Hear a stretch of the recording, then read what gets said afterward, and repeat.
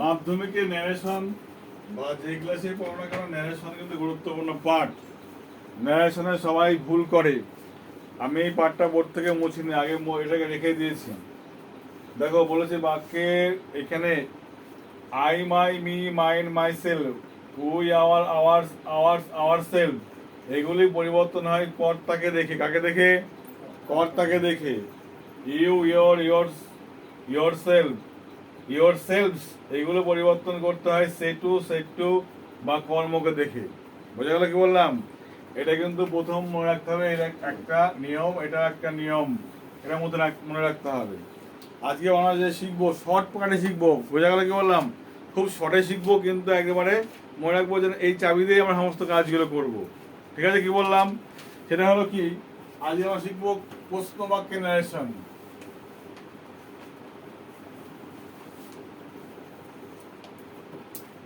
Narration for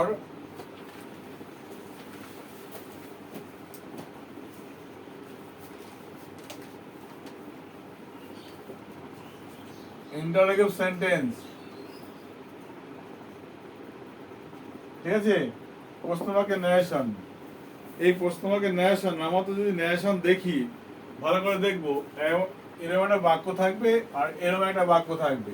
এখানে কমা থাকবে, এখানে ইনভার্ট কমা দিয়ে এখানে শেষ করবে, এখানে শেষ করবে। তাই তো? প্রশ্ন বাক্যটাই ভালো করে বুঝে নাও, একদম চাবিকাঠি। ওই নিয়ম টিয়ম বাদ, নিয়ম দিয়ে কাজ হবে না। তাহলে মাথায় রাখতে হবে এই যে বাক্যে এই বাক্যটার, এটা প্রথম, এটা হলো প্রধান বলি, এটা প্রধান বাক্য, আর এটা হলো ইনভার্টেড কমা মধ্যেকার বাক্য। ইনভার্টেড কমা মধ্যেকার বাক্য। এই ইনভার্টেড কমার মধ্যেকার বাক্য, এই ভালো করে দেখো।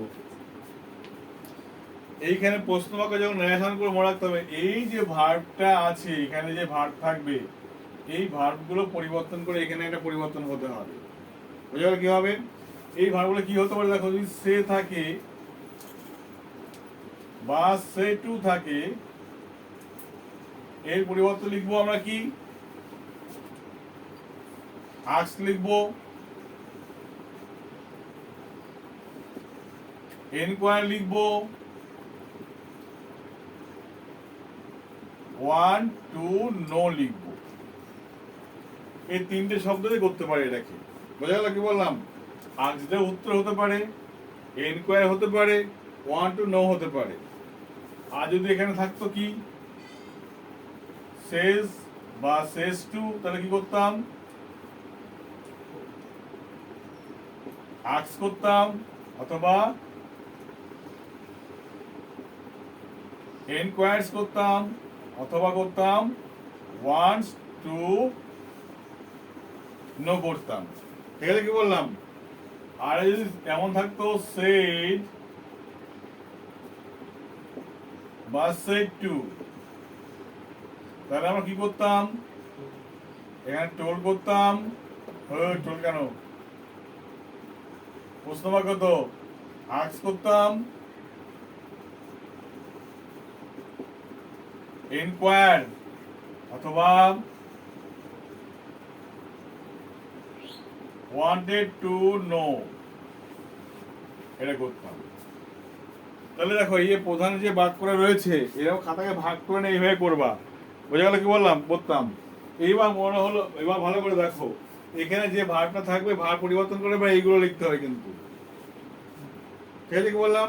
অর্থাৎ ইনভার্টেড কমার বাইরে যে বাক্যটা আছে, সেই বাক্যের এই চেহারা পরিবর্তন করতে হবে কিন্তু। ওকে? এইবার এই বাক্যটা দেখো, এই বাক্যের প্রথম কাজ কি তোমার? এই যে জয়েনিং করবো, এখানে তো কি করবো? এখানে জয়েনিং করবো তো। জয়েনিং কি করব? হয় করব ইফ, তা না হলে করব WH ওয়ার্ড। যদি করব হয় করব ইফ দিয়ে, না হলে WH ওয়ার্ড। ইফ দিয়ে প্রশ্ন গ্রহণ করব, যদি প্রশ্ন বাক্যে WH ওয়ার্ড থাকে তাহলে WH ওয়ার্ড লিখবো, যদি WH ওয়ার্ড না থাকে কি করব? ইফ লিখবো। বললাম কি বললাম? বা হোয়েদার লিখবো, হয় WH ওয়ার্ড লিখবো, তা না হলে WH ওয়ার্ড না থাকলে হোয়েদার অথবা ইফ লিখবো। ক্লিয়ার? এটুকু কি বললাম? ওইটার দিকে গেলাম না, আমি ইফটাই নিলাম এখানে, হলো? এই বাক্যটা মতন, এই বাক্য দেখো কি করতে হবে। এই বাক্যটাকে 1 নম্বর কাজ হলো অ্যাসার্টিভ করতে হবে, অ্যাসার্টিভ করতে হবে। এটা প্রথম কাজ। বাক্যটাকে প্রথম কি করতে হবে? অ্যাসার্টিভ করতে হবে। 2 নম্বর কাজ হলো প্রোনাউন চেঞ্জ হবে। 3 নম্বর অ্যাডভার্ব চেঞ্জ হবে। 4 নম্বর ফ্রেজ চেঞ্জ হবে। 5 নম্বর টেন্স চেঞ্জ হবে। বোঝালে কি বললাম? এইবার এই টেন্স যে চেঞ্জ হবে, যদি প্রথম বাক্য পাস্টে থাকে তবেই। মানে কি বোঝালাম? খালি এই টেন্সের ক্ষেত্রে দেখো, এই যে টেন্সটা করলাম, এইটুকু বললাম টেন্সের পরিবর্তন হবে কখন? প্রথম বাক্য যদি পাস্ট টেন্সে থাকে তবেই হবে, অন্য ক্ষেত্রে হবে না। মানে এই বাক্য যদি পাস্ট টেন্সে থাকে তবেই টেন্সের পরিবর্তন হবে, তা না হলে পরিবর্তন হবে না। হলো? এবার বাক্য দেখো, আমরা উদাহরণ দেখি। কি দেখো, যদি উদাহরণ দেখি, হি asks me, comma, invert comma, do you will you be ready to go to the picnic? দেখো কি বলেছে, he asks me, will you be ready to go to the picnic? সে জিজ্ঞাসা করলো, তুমি কি রাজি পিকনিকে যেতে? হলো? ভালো করে এই এক বাক্য থেকে শিখে নেবো সমস্ত কাজ। এই বাক্যটার মধ্যে কি কোথাও ডাব্লিউ শব্দটা আছে? প্রশ্নসূচক কোন শব্দ আছে? Who, which, where, whose, whom, how, when, কিছু আছে? কিচ্ছু নেই। তার মানে আমরা ডাব্লিউ শব্দ এখানে ব্যবহার করতে পারবো না। এখানে নেই মানে ডাব্লিউ শব্দ ব্যবহার করতে আমরা পারবো না। কি ব্যবহার করবো তাহলে? এখানে জয়েন করবো কি দিয়ে? ইফ দিয়ে জয়েনিং করবো। এটুকু বুঝে গেলাম? বুঝে গেছি? এই আক্সটা আছে, এই আক্সটা আছে, দেখো আক্স তো কড়াই আছে, এইগুলো থাকলে আক্স হয়, আক্স তো কড়াই আছে, তাহলে এটাই থাকবে। কথা কি বললাম? আক্স তো কড়াই আছে, তাহলে এটাই থাকবে। যদি এমন থাকতো, আক্স না থেকে যদি এমন থাকতো says to me, তাহলে তুলে কি করতে হতো? আমাকে আক্স করতে, ঠিক কিনা? আক্স করতে হতো। তাহলে দেখো, কিন্তু যাই করি না কেন, এবার দেখো এখানে এই যে আক্স এস যুক্ত আছে, তার মানে কোন টেন্সে আছে? প্রেজেন্ট টেন্সে আছে। কোন টেন্সে আছে? প্রেজেন্ট টেন্সে। তার মানে এই বাক্যের টেন্সের পরিবর্তন করা যাবে না। কেন? টেন্সের পরিবর্তন হবে যদি প্রথম বাক্য পাস্ট টেন্সে থাকে তবেই। এটা কি পাস্ট টেন্সে আছে? নেই, তাহলে এটা টেন্সের পরিবর্তন এখানে করা যাবে না। পাস্টে থাকলে আমরা করতাম, পাস্টে নেই, তাই পরিবর্তন করার কোনো প্রশ্ন নেই। পাস্টে থাকলে অবশ্যই পরিবর্তন করতাম, যেহেতু পাস্টে নেই পরিবর্তন করার প্রশ্ন নেই। যদি ফিউচারে থাকতো কি করতাম? তাহলেও পরিবর্তন করতাম না। ফিউচারে থাকলে কি করতাম? তাহলেও পরিবর্তন করতাম। শুধু মনে রাখতে হবে পাস্টের ক্ষেত্রে যত ঝামেলা, তার ক্ষেত্রে পাস্টের ক্ষেত্রে যত রকম ঝামেলা। বোঝা থাকবে? কি বললাম? বলতে পারলাম? তার মানে এটা যদি প্রেজেন্টে থাকে, আমার টেন্সের পরিবর্তন করার এই চাপটা আমার থাকলো না। থাকলো কি? থাকলো না। আমি ফর্মুলায় ফেলে দিলাম, হি আক্স মি, হলো? এখানে ডাব্লিউ সরার নেই মানে ইফ। এইবার দেখো, প্রথম কাজ ছিল অ্যাসার্টিভ করতে হবে। এই বাক্যটাকে অ্যাসার্টিভ করতে হবে। কি করবো অ্যাসার্টিভ? কে পারবে করতে? একটাই তো কাজ, উইল ইউটা উল্টে দিয়ে কি হবে? ইউ উইল হয়ে গেল, ঠিক না? উইল ইউটা কি করতে হবে?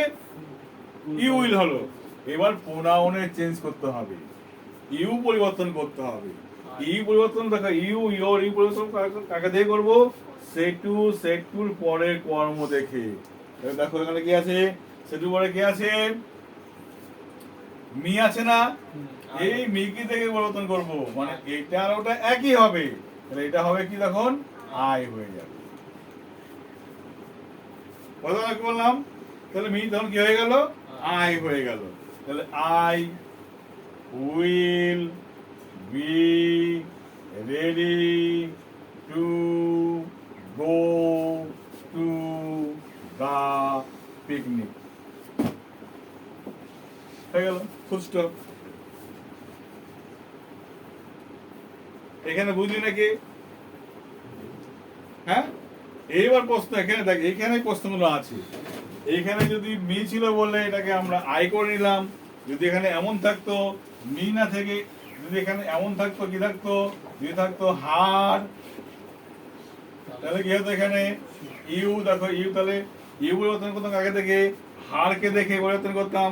হার তো মেয়ের ক্ষেত্রে হয়, ইউ তো কর্তার জায়গায় আছে, তাহলে হার তো কত জায়গায় লিখতে পারবো না, তাহলে কি লিখতে হবে?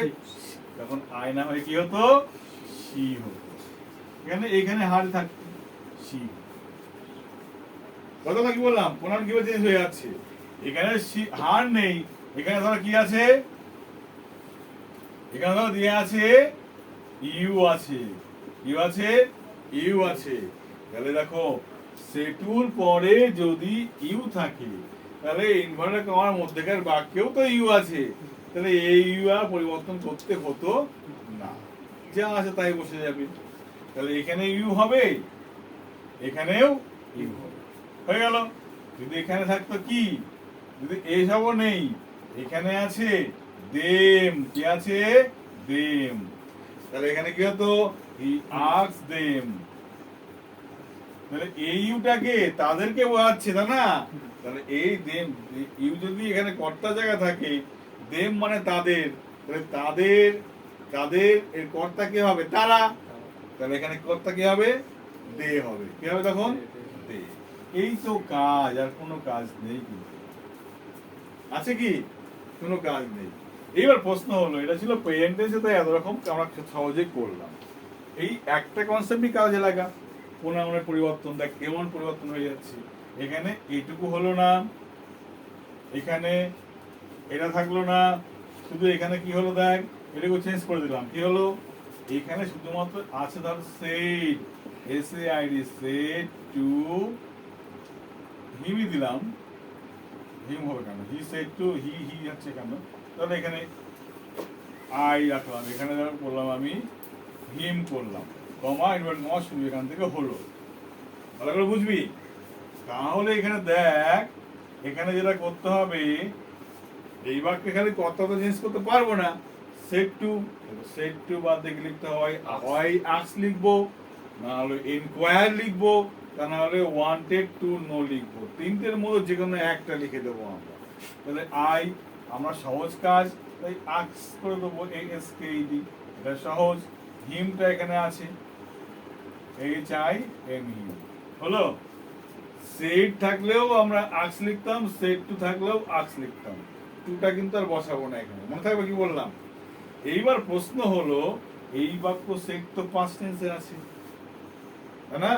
সেট তো পাস্ট টেন্সে আছে, পাস্ট টেন্সে থাকলে তাহলে টেন্সে পরিবর্তন করতে হবেই। তাহলে দেখো এখানে কি আছে?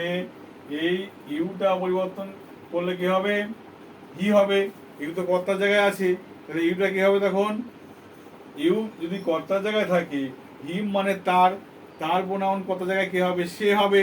তাহলে ইউ বাদ এখানে কি লিখতে হবে? এখানে দেব তো লেখা যাবে না, কি লিখতে হবে? এখানে হি লিখতে হবে। কি লিখতে হবে? হি লিখলাম। তাহলে এই তো উইল তো ফিউচার টেন্সে থেকে গেল, পাস্ট টেন্স তো হলো না। তাহলে কি লিখতে হবে? এখানে আমরা উড লিখে দিতাম। কি লিখতাম? WOULD।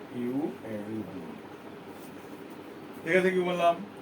এই পাস্ট টেন্স থাকলে, প্রেজেন্ট টেন্স থাকলে এই কাজগুলো একটু বুঝে সুঝে করলে ন্যারেশনে কোনো ভুল হওয়ার সম্ভাবনা 100-এ 200% থাকবে না।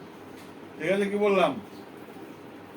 এবার এই প্রশ্নটার মধ্যে WS ওয়ার্ড নেই, তাই ইফ দিয়ে করলাম। যদি এমন থাকতো এই প্রশ্নটার মধ্যে এখানে ডাব্লিউএস ওয়ার্ড আছে এরকম,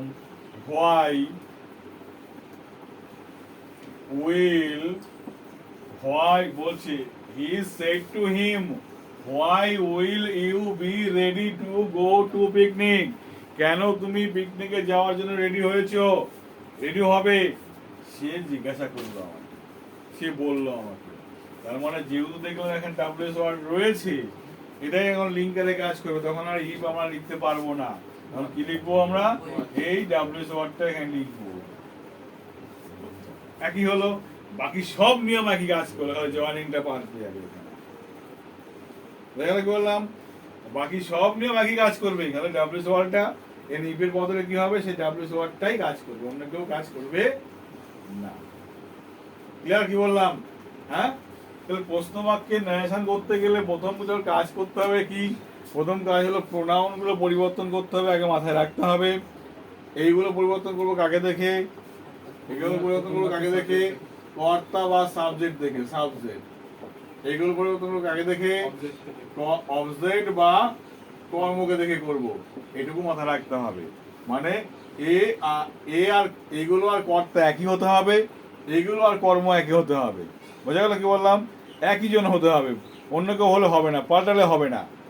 আর মাথায় রাখতে হবে এই এক কাজ, প্রথম কাজ হলো অ্যাসার্টিভে নিয়ে যেতে হবে বাক্যটাকে। আর দ্বিতীয় কাজ, প্রোনাউনের পরিবর্তন তো করতেই হবে তোমাকে, যে প্রেজেন্ট টেন্স থাক, পাস্ট টেন্স থাক, যে টেন্স থাক না কেন। অ্যাডভার্বের পরিবর্তন তখনই হবে যদি পাস্ট টেন্স থাকে, তবেই হবে, অন্য ক্ষেত্রে হবে না। অ্যাডভার্বের পরিবর্তন কখন হবে, যদি পাস্ট টেন্স থাকে তবেই হবে। ফ্রেজের পরিবর্তন কখন হবে, যদি পাস্ট টেন্স থাকে তবেই হবে। মানে এই তিনটে শর্ত কিন্তু এক,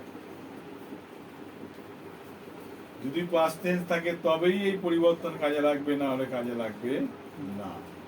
কথা কি বললাম, এইভাবে প্র্যাকটিস করলে আশা করি একটা প্রশ্ন বাক্যের ক্ষেত্রে ভুল হবে না, সবই ঠিকঠাক হবে। বোঝা গেল? আমি দুটো দিচ্ছি, করে দেখাও আমাকে প্রণাম করে। দেখো, রহমত,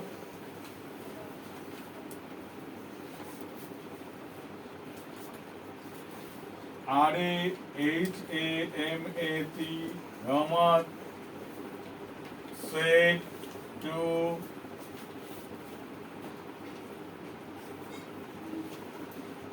মিলি, ইনভার্ট কমা, রহমত মিলিকে জিজ্ঞাসা বলল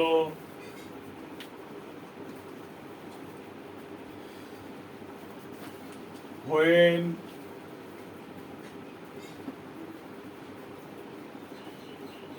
will you go to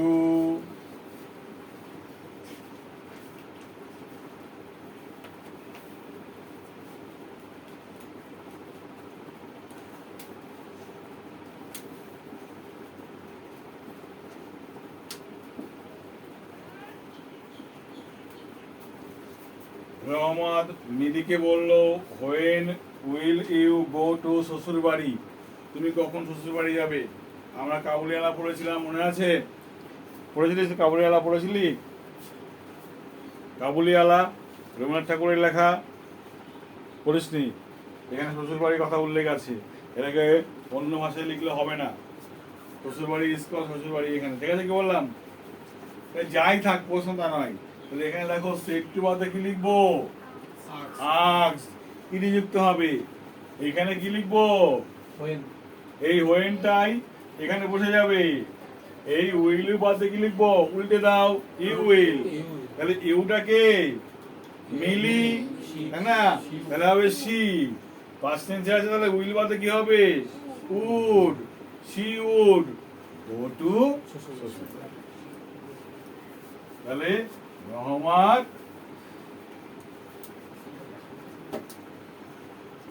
asks Millie when she would go to